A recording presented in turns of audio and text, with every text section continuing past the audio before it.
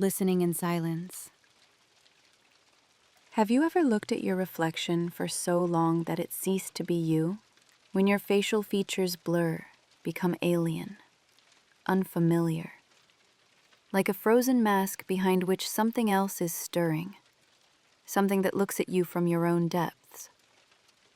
What if it's not a trick of the light? What if, in an instant, the reflection refuses to repeat your movement and smiles at you with its own separate smile? What does that smile say? About eternity locked in a frame? Or about the abyss that stares back? This is not a story about beauty, soul who answered my call. This is a chronicle of a deal made long before its main participant came into being. It all began in a room saturated with the rich scent of roses, lilacs, and the tart smell of oil paints. The air was heavy and still, like frozen gold in the rays of the London summer sun. Here, in the artist's studio, perfection was born. On the easel stood a portrait of a young man whose beauty seemed unearthly, almost offensive in its perfection. He himself, Dorian Gray, stood nearby, and his lively charm was only a pale imitation of what the brush had managed to capture. The artist had created more than just a copy. He had created an emanation, an idea of youth frozen in the amber of time. Every line, every stroke was an act of worship. And now, the final touch was applied. The painting was complete. Dorian came closer. He looked at his second self, at this silent promise of eternal spring. And at that very moment, a dark thought blossomed in his soul like a poisonous flower. The thought of the inevitability of decay, that this face on the canvas would forever mock him, his future wrinkles, dull eyes, gray hair. He would rot, and the portrait would bloom. And from this envy of his own image, a desperate, thoughtless desire was born. Let it be the other way around. Let the canvas age, and he will remain this way forever. He said it out loud, quietly, almost in a whisper. The words hung in the thick air of the studio like the pollen of a strange plant. The artist considered it poetic nonsense. Their mutual friend considered it a cynical whim. No one paid any attention to it. No one, except the painting itself. When Dorian looked at the portrait again, it seemed to him that for one infinitely small moment, a shadow of understanding flashed in the depths of the painted eyes. The corner of the lips, frozen in a slight half-smile, trembled imperceptibly, elusively, as if it had become embittered. It became a little more cruel. What was that? A trick of the imagination, tired from long posing? An optical illusion caused by the flickering light shining through the leaves outside the window? Of course. It must be so. The mind immediately found 1,001 explanations. He is young. He is healthy. The world lies at his feet like a docile dog. What other curses? What dark deals? It's all nonsense, Gothic novels that sentimental girls read. He brushed off the strange feeling like an annoying fly. He laughed at his own suspiciousness. But he did not yet know, could not know, that his whisper had been heard. That the words thrown into space had become the last rune in an ancient spell that slumbered in the very materials from which his double was woven. He did not know that the pigments used to paint his face had been ground into dust in tombs where time had stopped thousands of years ago. That the lapis lazuli for his eyes had been brought from lands where the sand remembers the shadow of the great pyramids and the whispers of priests who knew how to cheat death. That the oil that bound the paints together had been brewed according to a recipe passed down by word of mouth among those who sought a way to enclose the soul in an inanimate object. The ritual waited. It waited for centuries. It waited for a sacrificial desire. And it was heard. Dorian took the portrait home, hiding it from prying eyes. He tried to live as before, immersing himself in a whirlpool of pleasures, surrounding himself with beautiful things and interesting people. He diligently forgot about that fleeting obsession in the studio. He convinced himself that everything was fine, that it was just a moment of weakness, an illusion. But every night, in the silence of his home, he felt a gaze upon him, a heavy, attentive, studying gaze from the draped room, the gaze of someone locked behind a thin layer of varnish.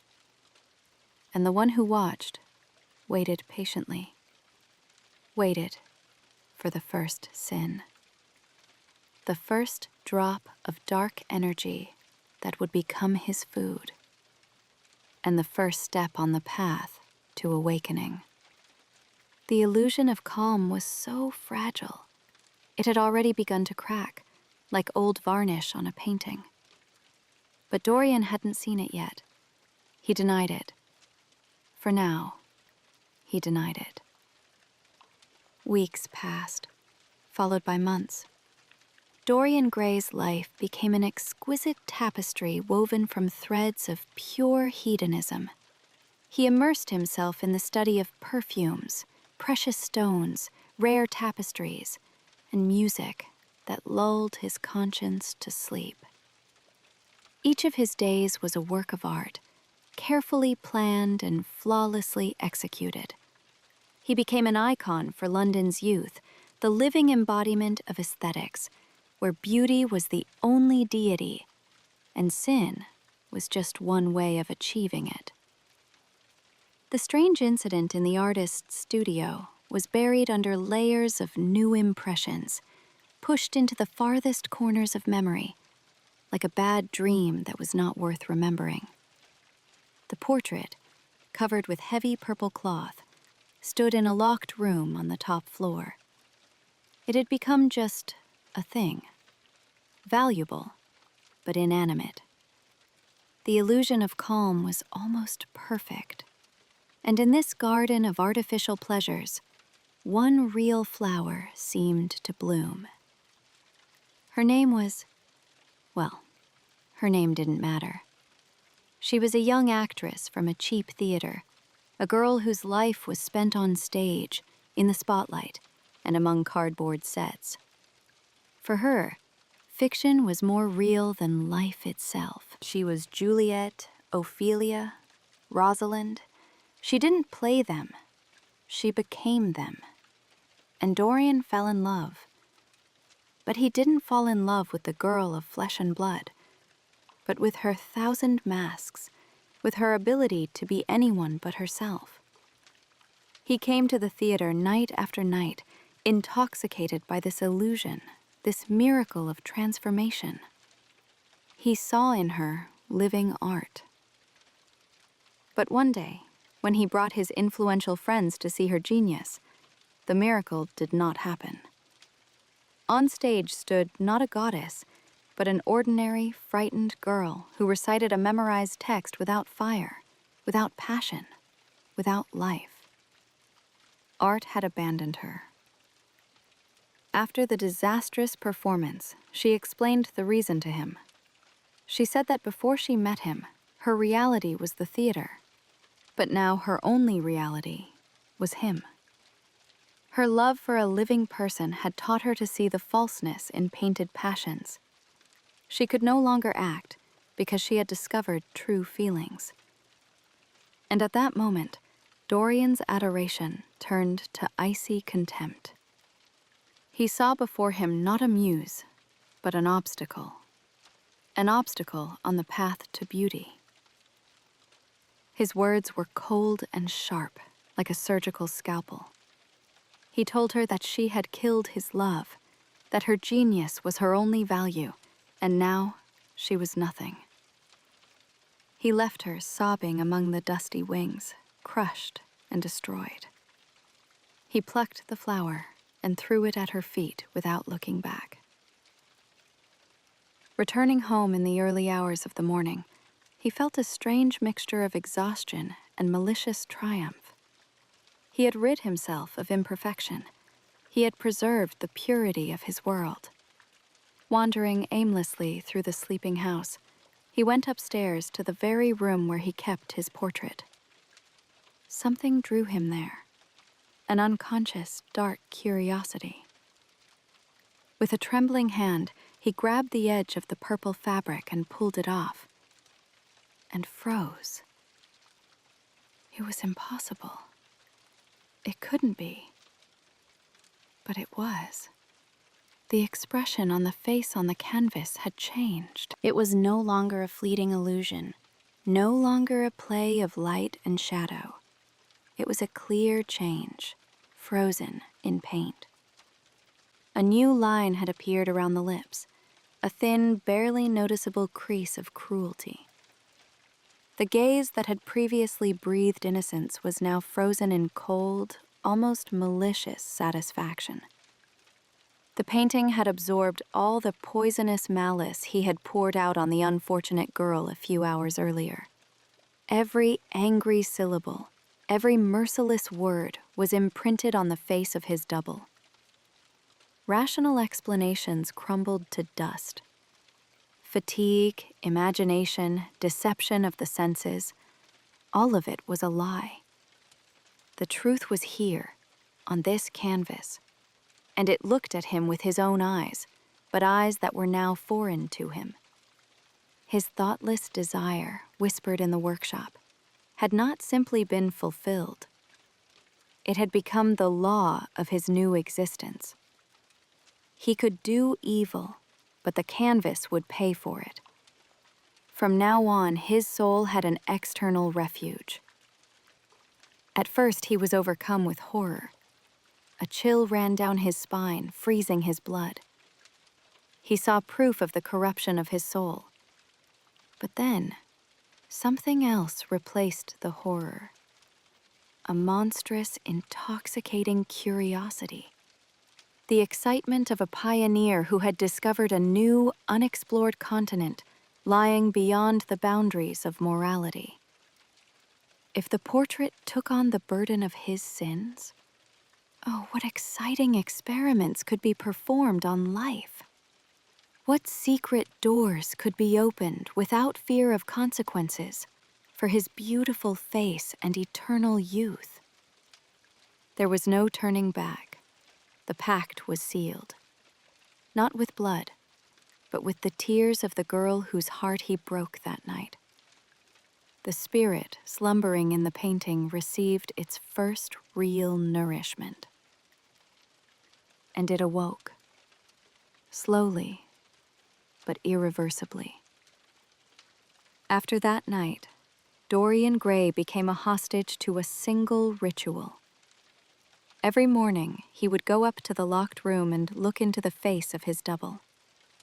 During the day, he would lock the door, but mentally remain there, next to the canvas. He became an observer of his own soul, its first and only spectator.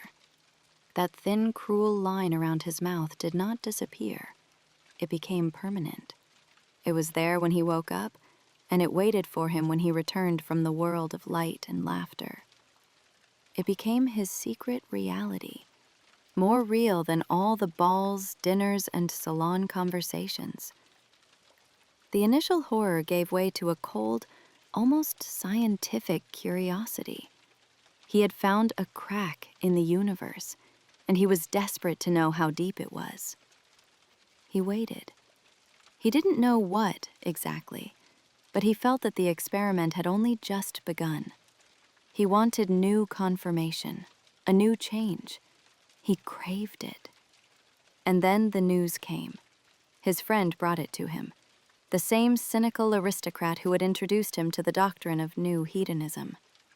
He talked about it casually, over breakfast, as if it were annoying gossip. That young actress, the one whose name he had almost forgotten, had committed suicide at the age of 18. She drank some kind of poison, something crude and cheap that makeup artists use to clean props. Her death was as tasteless and melodramatic as her last role. His friend spoke sympathetically, shaking his head, but Dorian did not listen to his words. All he heard was a hollow thud in his chest. It wasn't grief. No, it wasn't remorse. It was excitement. The excitement of an explorer on the verge of a great discovery. He waited until his guest had left. He kept a mask of polite sadness on his face until he closed the heavy front door behind him. And then, unable to restrain himself any longer, he almost ran up the stairs. His heart was pounding, not with fear, but with anticipation. He burst into the room, locked the door behind him, and, holding his breath, tore the veil from the portrait. What he saw made him recoil. It wasn't just an intensification of the previous feature. Oh no, it was something incomparably deeper, more terrifying. The changes affected the entire picture, as if an invisible artist had added a few new dark strokes. In the depths of the painted eyes, where before there had been only the coldness of cruelty, there was now an ominous glimmer of knowledge. Knowledge of death. A faint but distinct shadow of triumph froze on the lips. The painting did not simply reflect his sin. It reveled in it. It absorbed the girl's death throes like a sponge soaks up dark wine. The poison that killed her now lay on the surface of the canvas, like a thin, invisible film, seeping through the paint from Dorian's very soul. At that moment, he understood everything. It was not a passive reflection. It was a living, hungry symbiosis. The essence contained in the portrait fed on his vices. The darker his deeds, the brighter her invisible life became. Every drop of evil he spilled into the world became an elixir for the one locked inside. And that someone was grateful. He offered a deal. Eternal youth and beauty in exchange for food. In exchange for souls. And Dorian Gray made his final choice. He did not destroy the portrait. He did not repent. He hid it even more securely. He moved it to the old classroom of his childhood in the farthest wing of the house and locked the door with a key that he now always carried with him. He decided to hide the evidence. Not from the world, but against his own atrophying conscience. From that day on, the portrait ceased to be a curse for him. It became his protection, his altar, his most precious treasure. He gave it his soul for safekeeping and went out into the world free. Free from consequences, free from aging, free from everything human. He did not yet know that a slave who is given the key to the whole world remains a slave. And the one who is locked up waits patiently for his prison to become his body. But that's another part of the story. A year passed, then another, and another. Time for Dorian Gray ceased to be a linear flow, turning into a frozen lake on whose surface he glided, eternally young and unchanged. 20 years had passed since the day the artist finished his portrait. 20 years. Enough time for a young man to become a man, and for a man to begin to notice the first silver strands in his hair and the fine web of wrinkles around his eyes. But not for him. His face remained a flawless canvas on which nature had forgotten to leave its marks. He became a living legend, a myth whispered about in London salons. They said he had made a deal with the devil.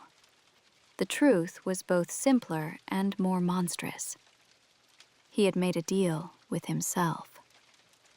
But eternal youth demanded a price. The entity that lived in the locked room needed food, and Dorian became its diligent supplier. He began his descent consciously, like a scientist exploring the limits of human depravity. He was no longer interested in simple, vulgar vices. He sought other, more subtle forms of decay. He immersed himself in the study of poisons, not to kill, but to understand the very mechanism of the extinction of life. He spent his nights in the darkest dens of the port city, among smugglers and vagrants, inhaling the thick, sweet smoke of opium. But he did not do this for oblivion. He sought in the narcotic haze new, unseen shades of sin, new states of consciousness that could be fed to his dark double. He became a collector, but not of paintings or statues. He collected souls. He found pure, innocent people, young men and women full of hopes and ideals, and slowly, methodically, corrupted them. He did this not out of malice, but out of curiosity. He whispered poisonous theories to them, introduced them to forbidden pleasures, destroyed their faith in goodness and honor. He watched as their faces faded, as the light went out in their eyes, and enjoyed it like a gourmet enjoys a rare wine. Every life he destroyed, every fate he ruined, was a new, ugly stroke on the portrait above. And he studied this portrait. He tried to understand its laws, its rules. He noticed a pattern. The picture changed not from the actions themselves, but from the awareness of them. The thought of sin, savoring it in the imagination, left the same mark on the canvas as the act itself. A lie uttered with cold calculation distorted the doppelganger's lips more than a cry of rage. Cowardice, hidden behind a mask of nobility, made the painted eyes look shifty and mean. The painting was not just a mirror of his actions. It was a seismograph of his soul. He began to keep a diary, not of events in his life, but a chronicle of the ugliness of his portrait. He meticulously recorded, "Today, after talking to young Lord Henry, a hint of cynicism appeared in the eyes of my double." Or, "After I refused to help a friend who had gone bankrupt, a deep wrinkle of selfishness appeared on my forehead." He tried to catalog evil, break it down into its components, understand its alchemy. He wanted to know which sin gave the brightest, most saturated color on the palette of his soul. Over time, he discovered something else, something even more frightening. The portrait was not just aging and becoming covered with the ulcers of vice. It was becoming more alive. In the early years, it was just an ugly reflection, a mask. But now there was a presence in it. Sometimes when Dorian entered the room, it seemed to him that the figure on the canvas had just moved, that the oil eyes were watching him turn the key in the lock.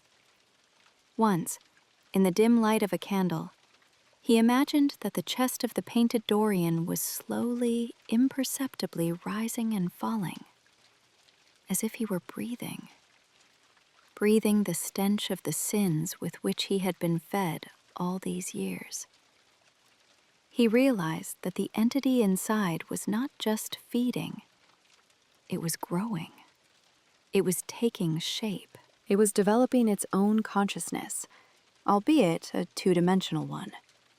And the uglier the portrait became, the stronger and more meaningful the gaze of his captive became. Dorian was the jailer, But his prisoner was becoming more powerful every day. A terrible question arose, one that he pushed away, but which returned again and again in the silence of sleepless nights. What would happen when this entity gained enough strength? What if one day its will became stronger than Dorian's own? He began to search for answers, but not in books of repentance, but in ancient, forbidden treatises. He bought manuscripts on alchemy, demonology, and Egyptian magic from secondhand booksellers. He searched for references to rituals for transferring souls, vessels for life force, Ka, Ba, and other elements from which the ancient Egyptians gathered immortality. He was no longer just a hedonist. He became a researcher of his own curse.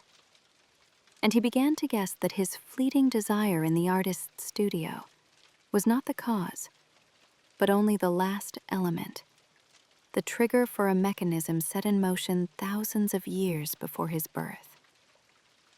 A mechanism that was now impossible to stop. Dorian Gray's search became an obsession. By day, he wore the mask of a carefree aesthete, but he spent his nights in his library, which had been transformed from a collection of fine literature into an archive of dark knowledge. He leafed through yellowed pages written in dead languages, peering at engravings depicting rituals that exuded the dust of tombs and the smell of decaying bandages. He was not looking for salvation. He was looking for the root cause. He had to understand whose will had imprisoned the hungry spirit in his portrait, and how exactly it had been done.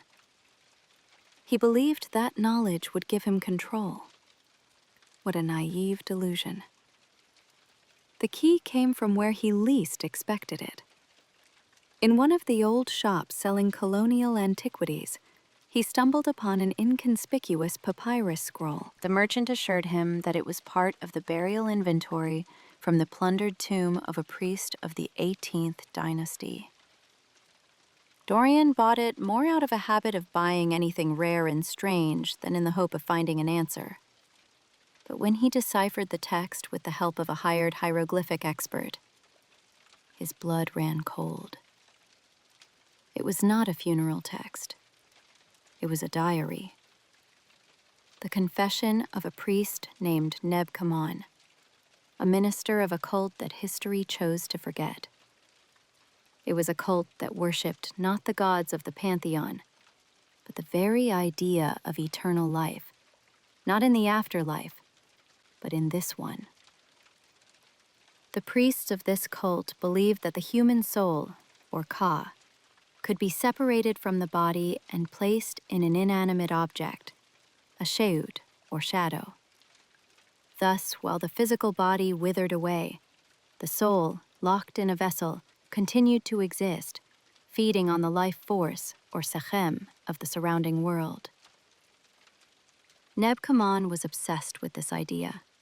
He spent his entire life searching for a way not only to preserve the soul, but also to give it the opportunity to influence the world of the living. And he found it. In his diary, he described a complex, multi-year ritual.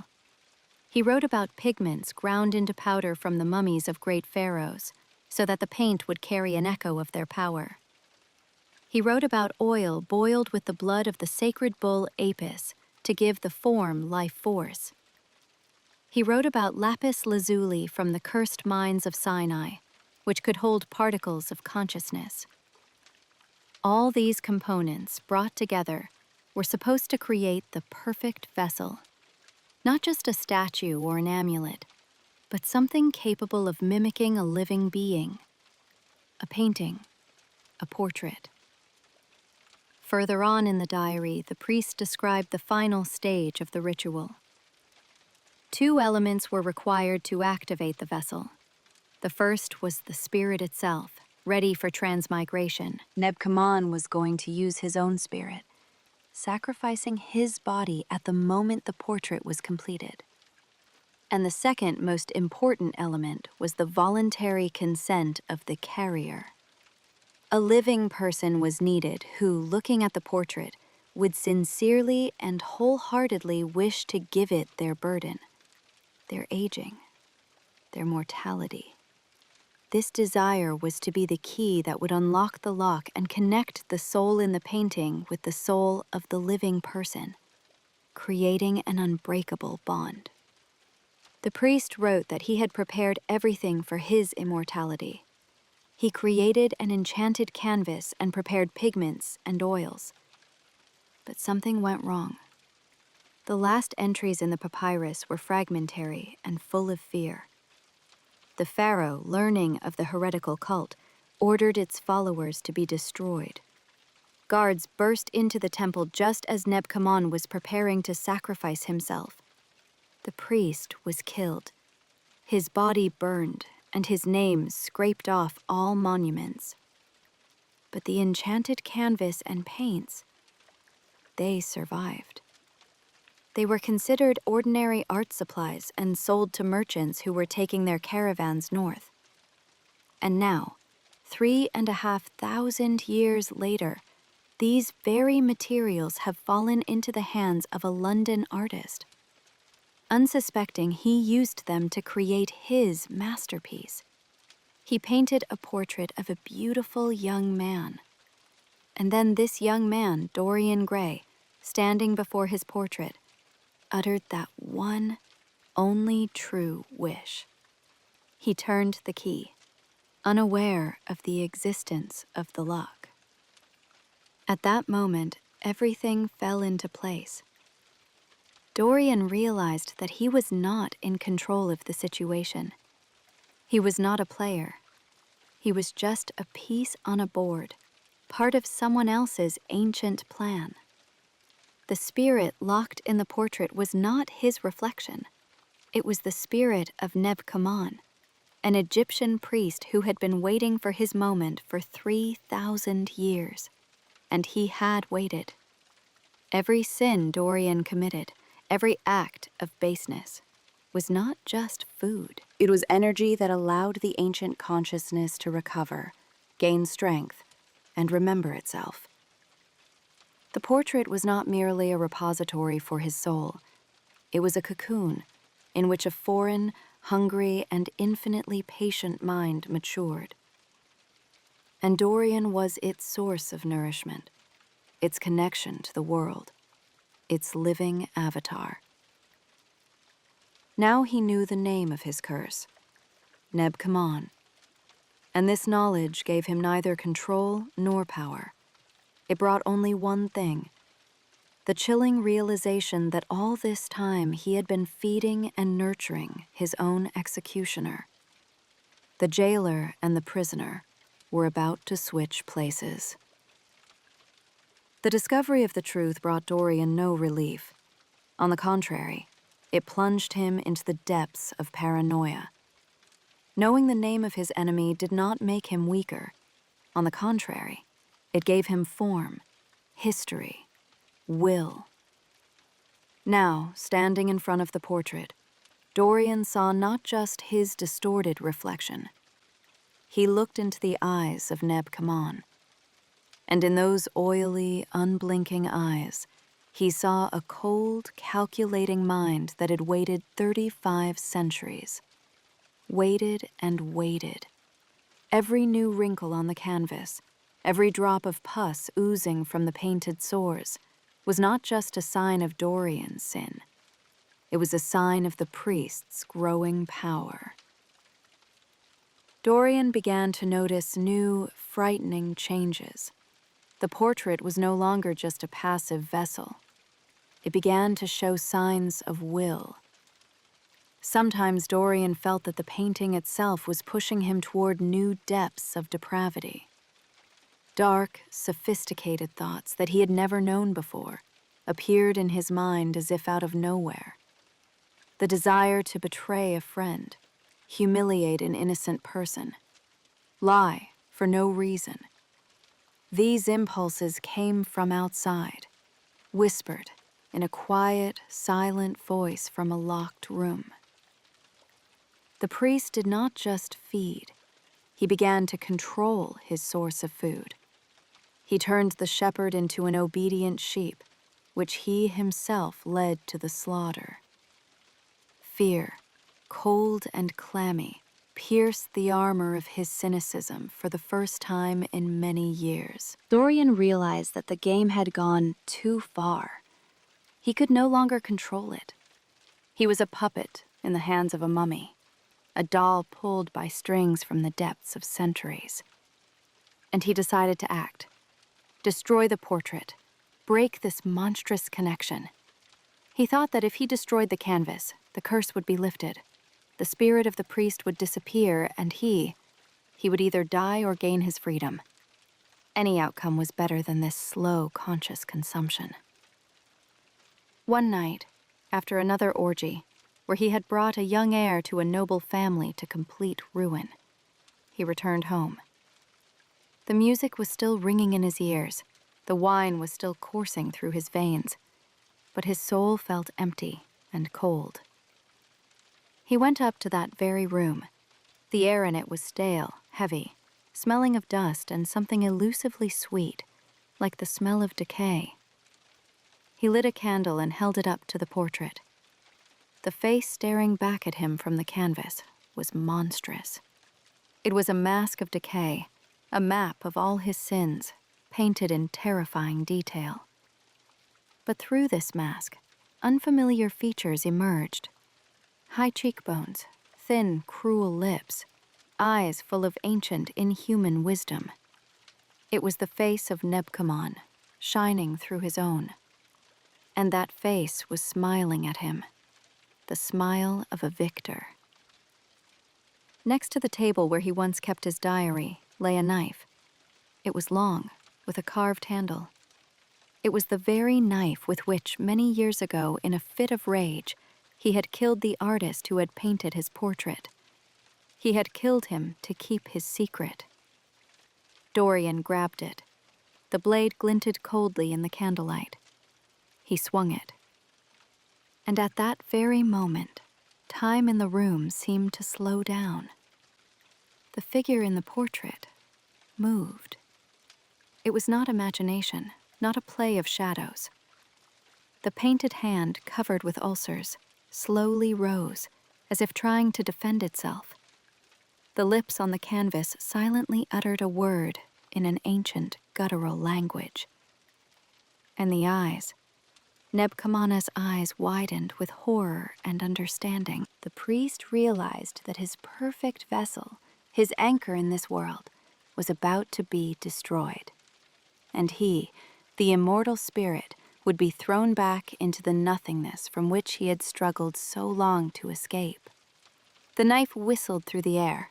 It plunged straight into the heart of the painted figure. The canvas crackled as it tore. The sound was not like the crackling of fabric, but more like a death rattle. For a split second, Dorian thought that it was not paint that spurted from the tear in the painting, but dark, thick blood. And then a wave of unbearable, all-consuming pain swept through his own body. He dropped the knife and clutched his chest. He looked at his hands. Before his eyes, his smooth, youthful skin began to dry out, wrinkle, and darken. His luxurious hair turned gray and brittle in an instant.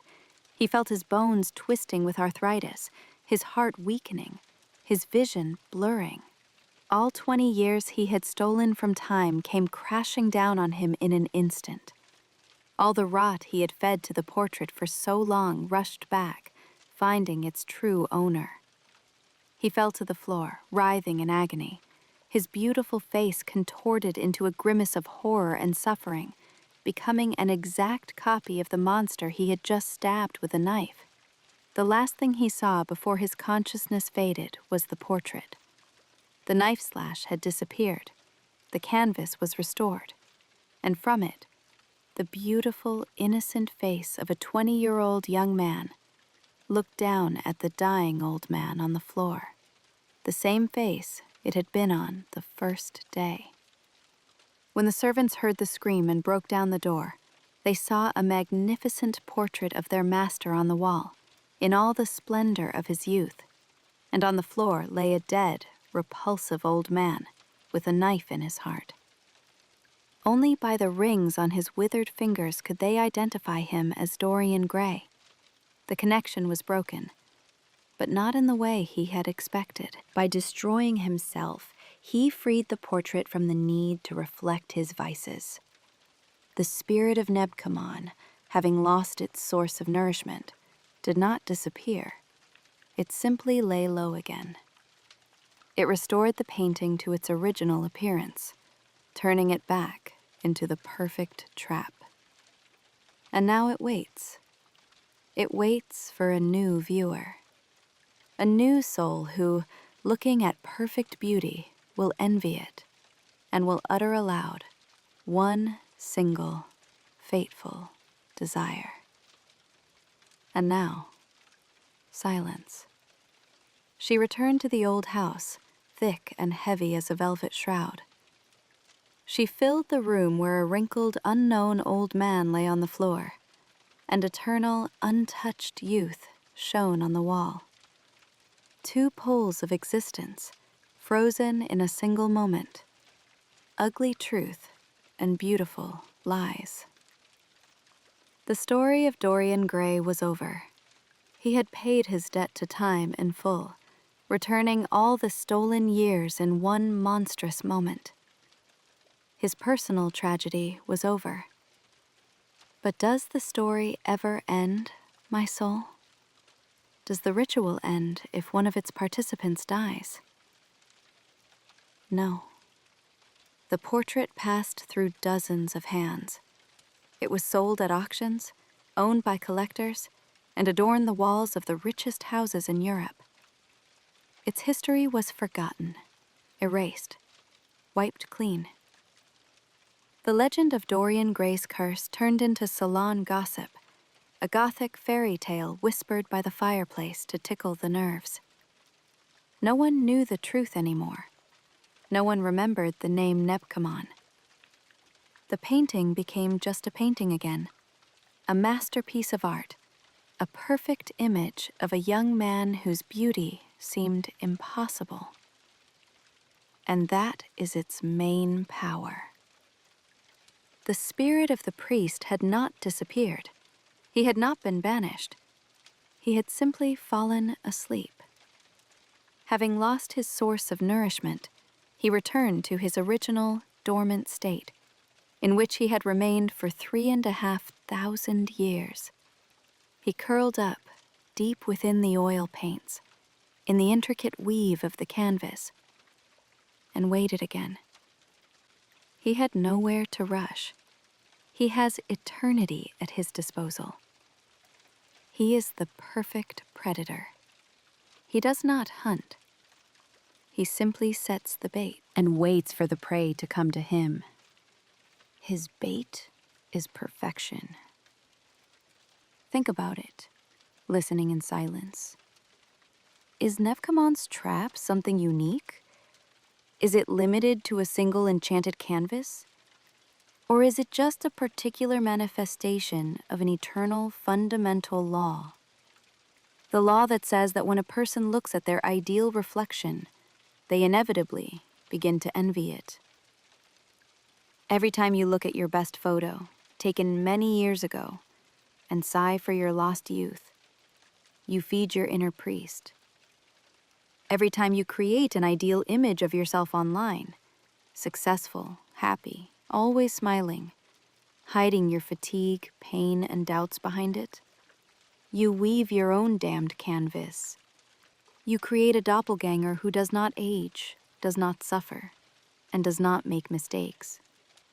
And the more effort you put into it, the uglier and more insignificant your real, living, imperfect life seems to you.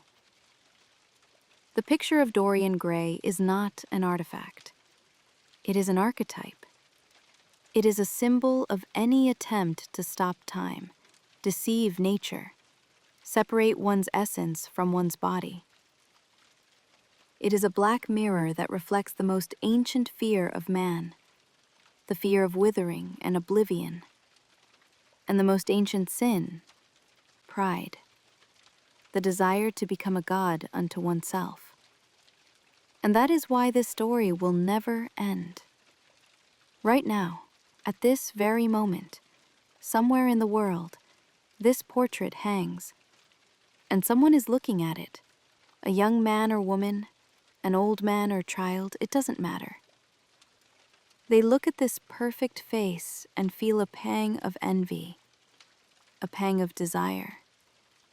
And in their soul, quietly, almost inaudibly, those very words are born. If only I could stay this way forever, and only the portrait would grow old. And the spirit of Nebkamon, slumbering in the depths, will stir ever so slightly. He will open his invisible eyes, and he will wait patiently. Wait for the first transgression, the first lie, the first drop of dark energy that will become his food. The cycle will begin again. And now, sleep.